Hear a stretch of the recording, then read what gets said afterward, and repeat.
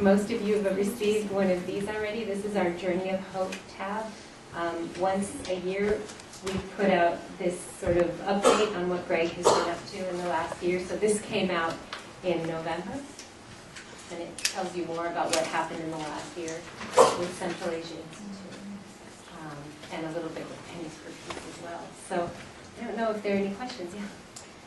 I think this is partly covered in the articles in here, but can you summarize for us what, with all of the flooding and natural disasters that happened in the region, what were the impacts on the schools that have been built and the work?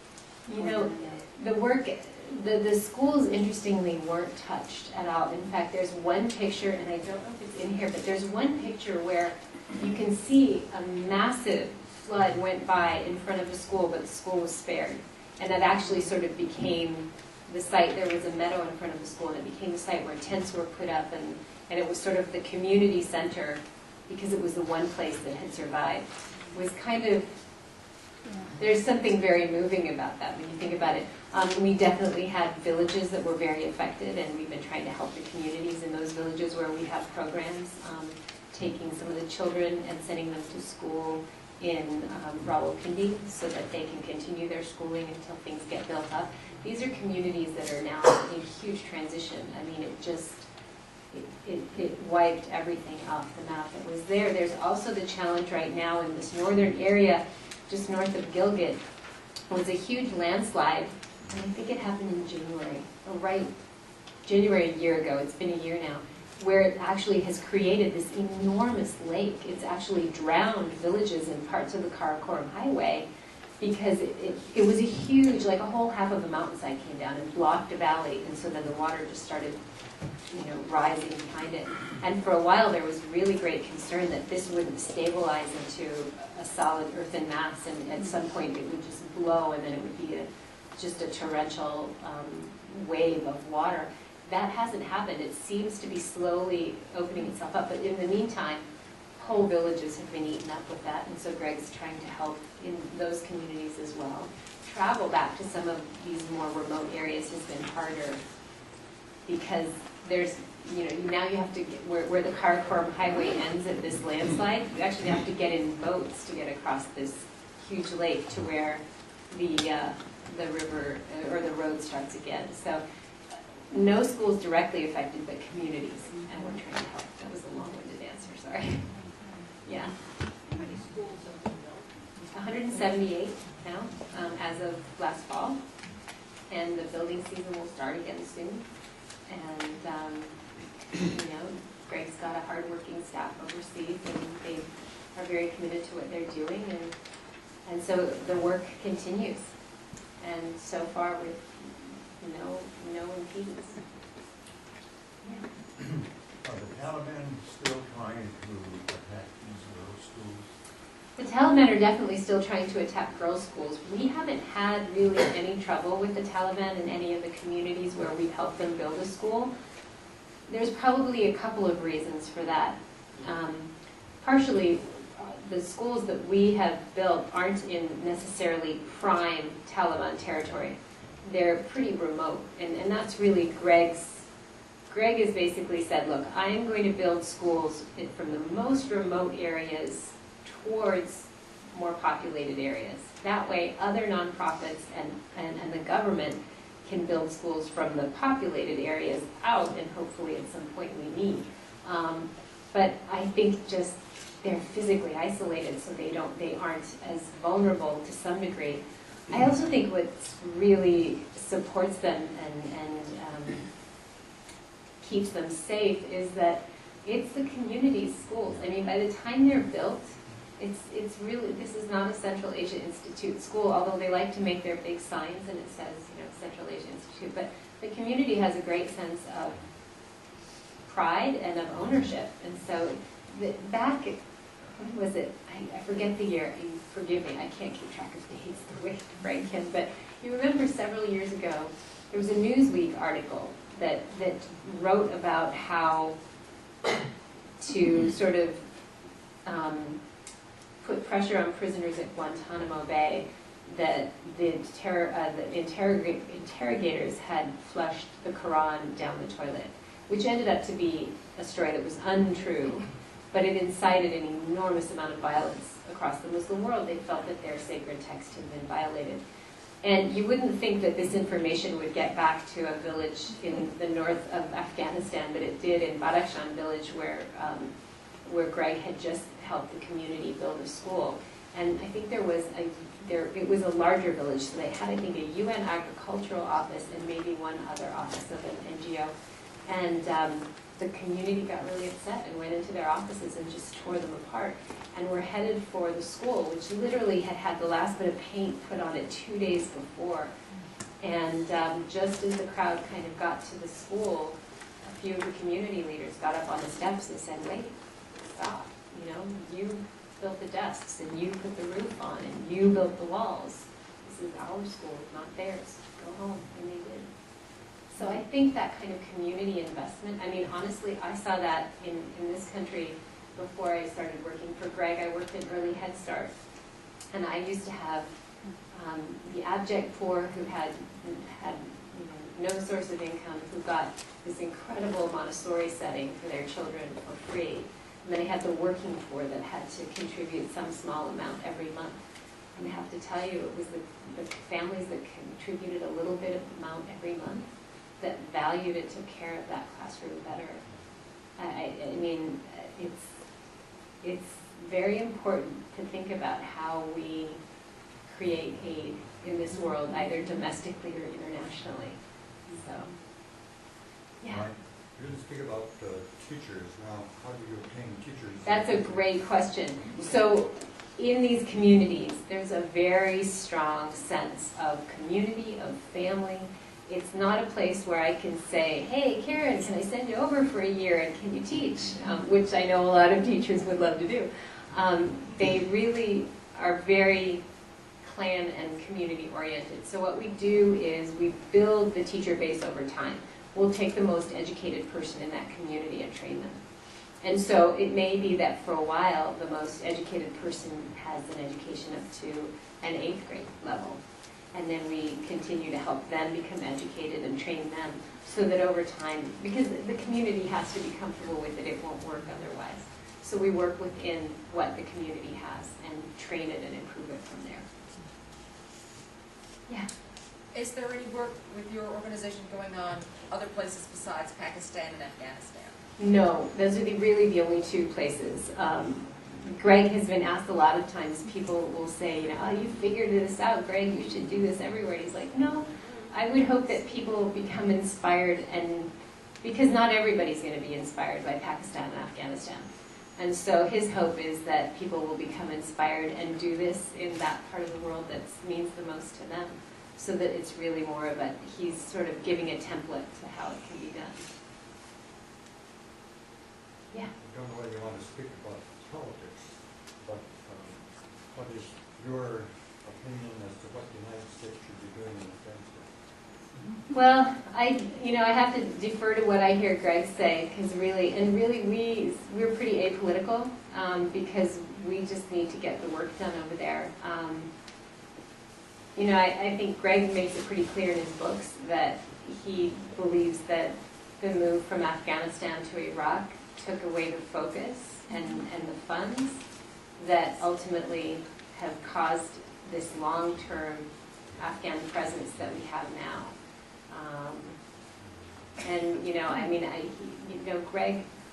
Greg regularly talks to military kids deploying, so they know what kind of context they're going into. And even with Colonel Kalenda, I mean, they've found ways to say, look, quietly, they don't work together. But Greg can certainly say to the military over there, look, if you can build a road into X village, that makes it easier for me to get trucks in there to build a school. And there's a way of trying to be beneficial, because, the military doesn't want to be there either. They ultimately want to leave. It's not like they have a goal of being there forever. So I think there's a way that they're trying to see where they can, Greg's trying to see where he can be part of the solution over there, that long-term solution. It's a tough situation. It's a tough situation right I don't think I'd want to say more than that, Yeah. just because it's very complex. It's Not ready very- to withdraw tomorrow, in other words. Pardon? You're not ready to have the United States withdraw tomorrow. Well, and I don't know that my opinion really matters. Greg's is the one that matters, and I think that there's a possibility for some things could go. We could lose a lot of ground that has been gained. And again, if you think about what we were talking about, generational change. Hearing Colonel Kalenda talk, I heard him in the CBS Sunday morning piece that profiled Greg about 2 years ago, and they see people like Greg as the backbone to the change that is going to happen in Afghanistan, because you don't solve things with a military presence for the long run. It's really not a long-term solution. So following up on that, has there been an expanded interest on the part of the military over there to, I know it's challenging to have the interaction on the ground there because it's perceived as being too tight a relationship perhaps between CAI and the military. But the training before they go over to the region, Well, Greg's still pretty involved in, or Greg's has some book influence? is on many military reading lists to help soldiers and commanders understand what they're going into. Greg talks with military leaders on a regular basis in terms of giving them context and understanding to the situation there. There's really no direct work together, but I know many organizations in Afghanistan, working in Afghanistan, not just ours, and I know that they've told me from their interactions with the military that the military sees humanitarian work as intrinsic to getting them out of there in the long run. So, Can you talk a little bit about the development and spread of Pennies for Peace in the United States and some of the U.S.'s achievements and the use of this toolkit in schools? yeah, it's really interesting. So, Pennies for Peace was really a back burner program for Greg. I mean, he was really excited about it, and he wanted to have something that kids could connect to. But it's always been, the biggest focus has been, getting those schools built in Pakistan and Afghanistan. And so, like I said, when I came on, this Pennies for Peace structure existed skeletally, and there was some ideas of suggestions of things to do and to gather your pennies and send them in. And when I came as an educator, I looked at it and I said, well, the first thing we need is a curriculum.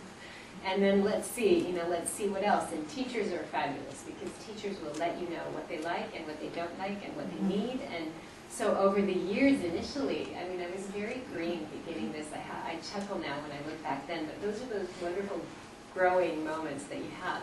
I would keep a file of what teachers said, and I would go to education trade shows and talk about our work. And I had the good fortune of meeting the president of the National Education Association Foundation at the very first trade show I ever went to. And she just took a real shine to me and to Pennies for Peace and to the story once she'd read the book. And so she sort of shepherded me and guided me and gave me some wisdom. And it was she who basically said, after a couple of years, you need a toolkit. And I, bright-eyed that I was, okay, what's toolkit? And she kind of explained to me, and then I thought back to that file of what teachers had told me that they needed and that they wanted. And through a very long story that you don't need to hear now, but it's really pretty amazing, it makes you realize that a lot of times things are guided by not just luck.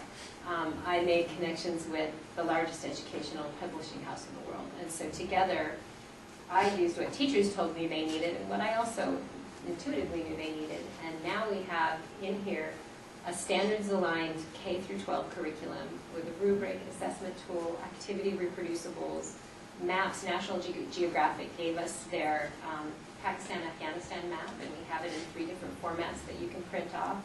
It's got fact sheets, it's got a getting started and implementation guide, it's got a book and movie reference list. It's for teachers working in a school setting, it's got a letter that they can customize and send home to parents so parents understand what their kids are doing. Because it's, your child comes home and says, we're building schools in Afghanistan and Pakistan and we're saving our pennies to do that. It depends on where you are, but it doesn't always necessarily go over well. So we have a letter for them to customize a customizable media release. So it's great. It's such a great feel-good for the community to see what their kids are doing. And then we have 14 videos that go with it that are this is our hard copy version of our toolkit. It also exists as a web platform, and there are even more videos on the web platform. And so it's very comprehensive.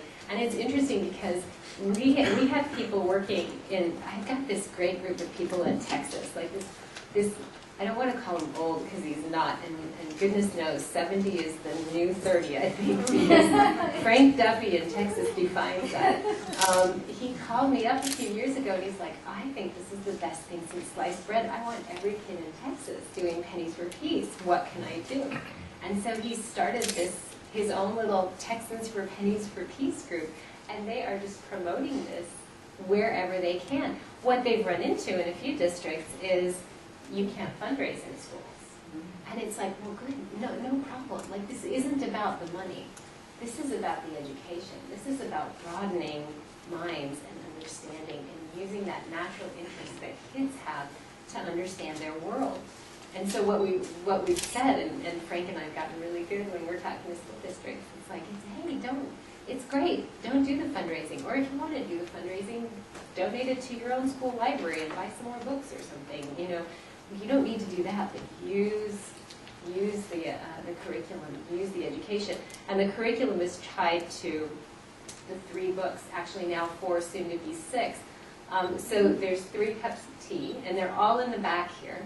There's 3 cups of tea, and then 3 cups of tea was made into a young reader. Would you bring me a set of, that'd be great. So there's a young reader for 4th to 8th grade. Then there's a children's picture book called Listen to the Wind, which I have to tell you, that's my favorite. And then there's also Stones into Schools, and we're just working on a 9 through 12 cluster. So this is Listen to the Wind. So we have K through 12 books for our K through 12 curriculum. So the curriculum uses these to weave the lessons. And now Stones into Schools is Greg's 2nd book. It's going to get a young reader and a picture book, and so ultimately we'll have a K through 12 Stones into Schools curriculum. And we're starting more. Thank you. This is Stones into Schools. And this is Greg's 2nd book. And so we're starting, the Stones into Schools cluster for, lesson cluster for the adult book has already been written, and that should be up on our website within several months. And then we'll just, write the others as they come along. So it's been amazing. And it was funny because Karen asked me at dinner tonight, what's the most amazing thing? Have you traveled places? And really the most amazing thing, two most amazing things. One of the most amazing things for me personally was working with a team that put this out, because we all believed in it so much. Like, our curriculum writer was a woman who'd spent 2 years. She's a professional curriculum writer. She makes $150 an hour writing curriculum, but for us, she did it all pro bono because she had spent 2 years in Morocco as a teacher, and the people there had been so good to her, and she never knew how she could give back to the Muslim culture that had been so kind to her. And I know that Morocco was in Afghanistan, but she said, oh, now I found how I can do this, and she wrote this for me. We have a photojournalist and a producer who helped with the videos. This is a guy who's won Emmys. He's like, when you see Ann Curry and George Clooney in Darfur or in the Southern Sudan talking about it's my friend Mike behind the camera. These people stepped up to make this, and it was such an amazing synergy of people. And I think the other best thing in the world is when you get those emails from teachers, or they send you letters that kids wrote, and you realize that kids have had aha moments. Their hearts and minds will never be the same in a good way. They'll be willing to look at people and understand cultures in a whole new way because of this story, because of Pennies for Peace. That just, I'm on a high for days when I get those kinds of emails. So I think it's a pretty wonderful program, and it's been adapted. People use it in scout troops and faith groups and book groups. We've seen Pennies for Peace containers in grocery stores and dry cleaners, and you name it. People figure out how to do it. So As you can tell, I'm a little bit passionate about it. Yeah, a follow-up question to that. Yeah. Because we work here a lot in our College of Education and Outreach and International, helping K-12 internationalize. And one of the things that we're running against for the last 5 years is state standards. And so how do you make a specific attempt to match those with state Right, standards? so the curriculum is standards aligned to national standards. To national standards. Now, the challenge is states have standards, and sometimes districts have standards. Teachers are really smart, and they know their standards. So once it's aligned to national standards, it's usually just a tweak here or there to align it to state standards. But we did that very intentionally. You know, for independent schools, it doesn't matter what kind of a curriculum it is. They have the freedom to do whatever they want, but public schools don't. And part of the reason we wanted to make this as simple to implement as possible is that public school teachers are massively overburdened, and they've got way too much to do. And we wanted to create something that would be a tool that if they're teaching something where this would be relevant, it would be part of how they teach the subject they're teaching. It wouldn't be an added burden. It would actually be a helpful tool to their teaching. And so that's how we create it. So the standards are there. They'll need to align it to state standards, but they should be able to do that pretty quickly because they know their standards. Just another question to a different topic. What % of the money of the funds come from Pennies for Peace that go to actually building the schools? Well, two things. So the funds raised from Pennies for Peace, 100% of them go towards the soft costs of building schools. So books, papers, pencils, desks, uniforms. And that's, the board decided if kids are going to raise that kind of money, that's how we're going to treat it. Secondly, it's about between 7 to 10% of Central Asia Institute's donations come through Pennies for Peace. So it's a small. And the rest, the 90. The largest of the American heart and public. Yeah, it's the kindness of the American people. Yeah. What are you doing with the middle schoolers? Their children from our church will be there, and I just want to know what's going to be Oh, happening. tomorrow? Well, I'm going to take them through this story, really more than anything. Because usually I find when I tell them this story and there's a book connected to it, they get pretty curious and pretty interested in doing more. And then there will be toolkits there for kids to take back to their schools or to their classrooms if they want to do Pennies for Peace. Even if they don't want to do the fundraising part, or honestly, your schools are facing such shortages, you might want to do Pennies for Peace and keep it in your own district, and just use the curriculum to educate them. And we've seen people use this in lots of different ways. And Greg will say, you know, if you want to send it to us, great. If you don't, that's fine. I'm sure you know what your community needs better than I do. So that's an option. It's really, there's no prescription for doing this. There's lots of tools, and it's really up to the kids and the educators how they want to do it. So, yeah. I've got a practical question. I have a family member who is an early high school educator in West Michigan, which is surprisingly one of the 2 largest philanthropic regions, giving communities in the entire country. It's a very wealthy, philanthropically minded community, Christian based, and it's, so anyway, he wanted to expose the kids to other philosophies, other religions, other world religions. So he went through the major ones. And when he got to the Muslim religion, and all of the rest of them had gone along just fine, he walked them through what prayer was in the Muslim religion and assigned them a task to develop a prayer with different postures. And it created such an incredible lashback by the parents. Looking back, he said, you know, he should have probably involved parents on the front end more. But given that situation, unfortunately then, in spite of the support from the high school principal, because of such a negative response from some of the parents, the project had to be withdrawn. And it is too bad. But I'm just wondering, with the toolkit that you have, given that kind of a situation and age group, are there some tools that a teacher at the high school level might be able to use that would help open up? That's a good question, because it's interesting. It's part of a larger community conversation, really, Yeah. not just sort of the curricular thing.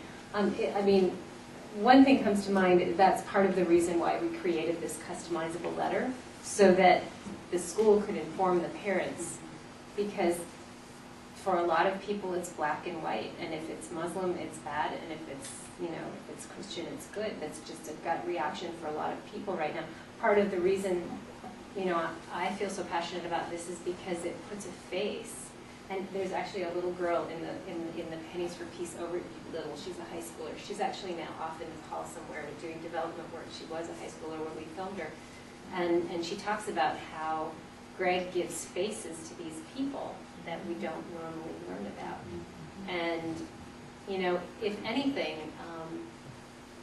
I would see this as an opportunity to sort of create community dialogue and just say, because usually that kind of a reaction comes from a place of fear. And so then it's an opportunity, because at that point you can say, well, you know, we don't even have to do this, but what we do have to do is have a cup of tea over this. Can we talk about this? So let's talk about, let's look a little bit here. There are 7 curricular videos in here. They're really short, you know, 1 to 2 minutes about play, about Islam, about geography, about food, about school, about home, so that it's to give kids sort of a window into what life is like over there. And my favorite one is play, because I've watched kids watching it, and you know, there's kids kicking a soccer ball. They're like, oh, they play soccer. I play soccer. They play soccer. And then they're playing cricket, and one of them is like, that kind of looks like, is that baseball? No, that bat's too wide. That kind of looks like, and then they make a hoop out of an old tire and play with it, and, you know, run with it, and they're like, wow. And you can almost hear them thinking, because they're like, I don't usually take old tires and make hoops out of them, because they've just gotten the most recent Toys R Us special, and so there's this thinking process that happens. And if anything, that's a community opportunity to say, well, why don't we as a community look at some of these videos? Why don't we talk about this? And in great respect and reverence to a process and not an outcome. I mean, I think at that point you can't convince a community. You can only create the fertile terrain for dialogue. And really, I mean, that's why it's easier with kids than adults sometimes. But when you give people the opportunity to recognize those commonalities, that's when that space happens where they can begin to think of that common humanity, and it's not black and white. But it needs to be a safe space and a safe process, and it needs to be sort of a gentle way of recognizing that common humanity. I don't know if that answered your question. I think in the goodness of time, we're going to keep moving. And thank you very, very much for the thought-provoking, inspiring stories. You're welcome.